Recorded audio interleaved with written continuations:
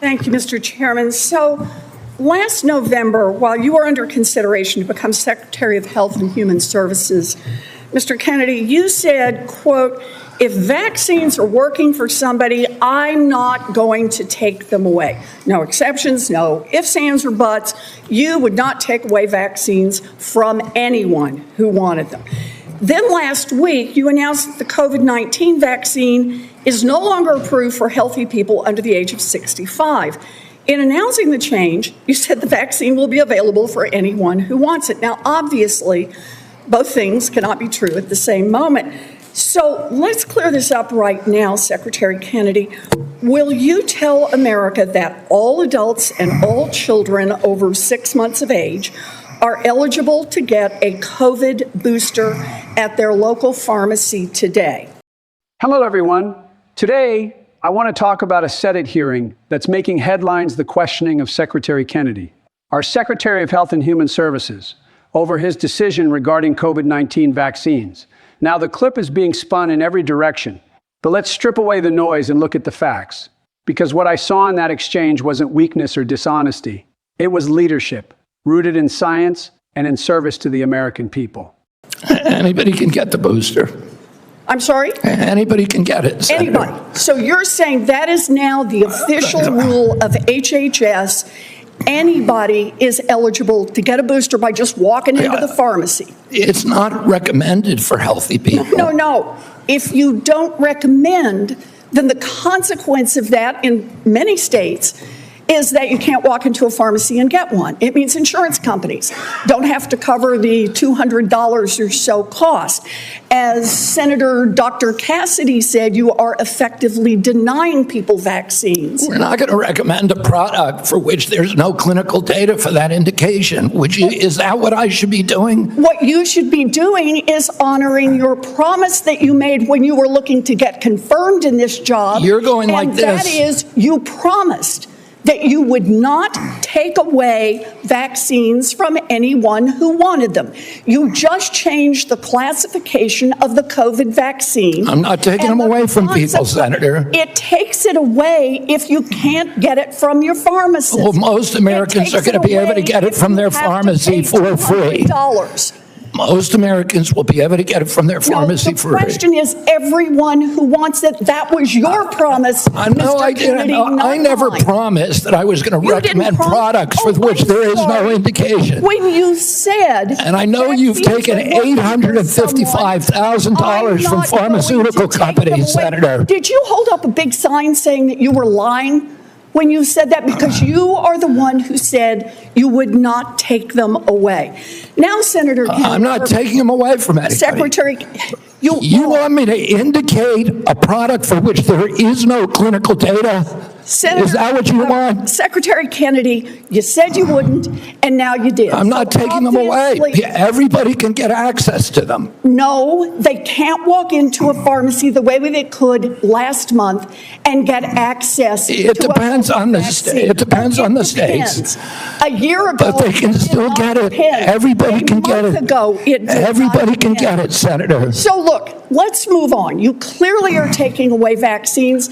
I've seen the list for what's coming up next, and that is the agenda for the next CDC vaccine panel.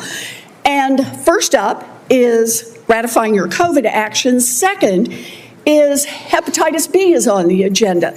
So should Americans expect you to take away hepatitis vaccine access as well, even though you promised not to? As I said, I'm not taking vaccines away from anybody. Okay, same answer, right? You're just going to deny that when people can't get access, that you're not taking it away. Then let me ask you, is that the same game you're going to play with me? You want me to recommend every product in the world? No, so that without any clinical trial data. Through on your promises. Yeah, my promise was to give. A month ago, we could get COVID vaccines by just walking. You can still get COVID vaccines, Senator. You are taking that away. No, you are still. You can still get the COVID vaccines, and Medicare will still pay for them, and Medicaid will still pay for them. Tell the head of the CDC that if she refused to sign off on your changes to the childhood vaccine schedule, that she had to resign. No, I told her that she had to resign because I asked her, are you a trustworthy person? And she said no. So if you had an employee who told you they weren't trustworthy, would you ask them to resign, Senator? So I'm sorry, but this is not what she has said publicly. She has said I'm not surprised about that. So you're saying she's lying? Yes.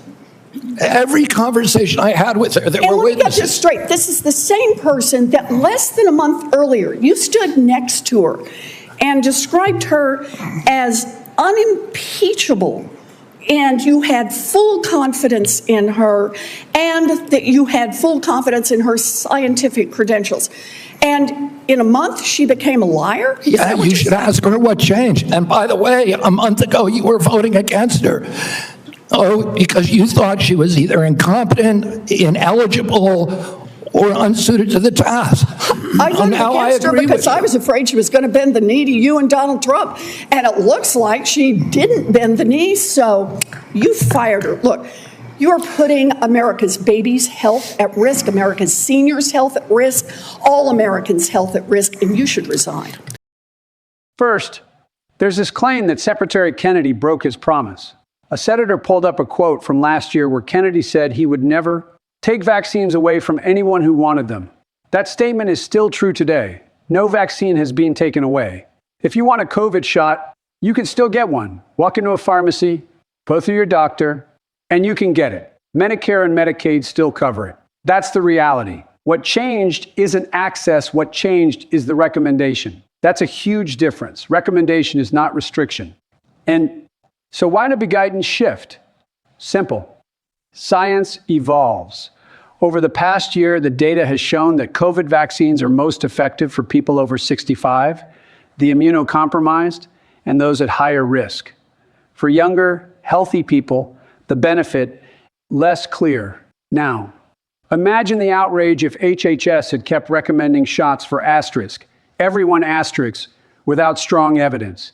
People would accuse them of pushing vaccines for profit or ignoring the science. Kennedy made the tough call. He aligned recommendations with the evidence. That's what responsible leadership looks like. End quote.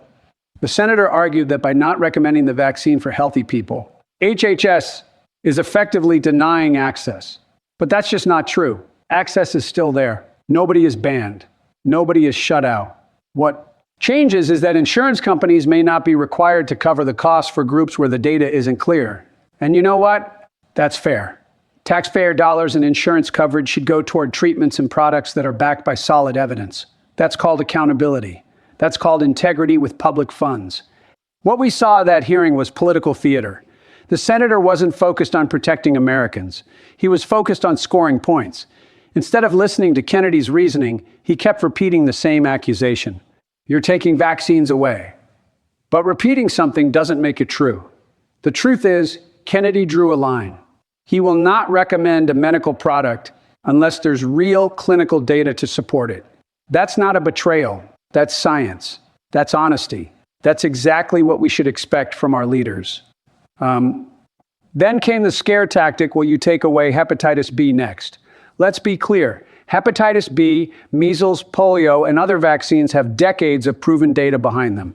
Kennedy himself made it clear. Those aren't going anywhere. The senator tried to compare apples to oranges, a brand new vaccine with evolving data, versus vaccines with decades of rock-solid evidence. That's not a fair comparison, and it's misleading to the American people. And yes, there was a heated exchange about the CDC director. Kennedy explained why he lost confidence in her. That's not unusual in leadership. Trust matters. If a top official tells you they're not trustworthy, how can you keep them in charge of national health policy? That's not cruelty. That's accountability. And yet, the senator twisted this into a personal attack. But the real story here is that Kennedy is holding his team to a higher standard because the stakes are too high to allow anything less than trust and integrity. At the end of the hearing, the senator accused Kennedy of putting American babies and seniors at risk. Let's be real. Kennedy has done the opposite. He's protecting babies, seniors, and every American by refusing to play politics with medicine. He's saying, we will only recommend What is proven, we will only spend taxpayer money on what works, and we will never lie to you about the data. That's how you build trust in public health. That's how you protect lives. That's what leadership looks like. My friends, America deserves leaders who tell us the truth, even when it's uncomfortable. Secretary Kennedy could have played it safe, rubber-stamped the old guidance, and avoided controversy. Instead, he told the truth. The data doesn't support recommending COVID vaccines for healthy people under 65. That doesn't mean you can't get one. It just means that government won't pretend the science says something it doesn't. That's not weakness. That's strength. That's integrity. That's patriotism. So, don't be fooled by the noise. Look at the facts. Kennedy hasn't taken away vaccines. He hasn't endangered anyone. He's standing up for science, for honesty, and for you, the American people. And for that, he deserves our respect, not our ridicule. This is what real public service looks like. May God bless you, and may God bless the United States of America.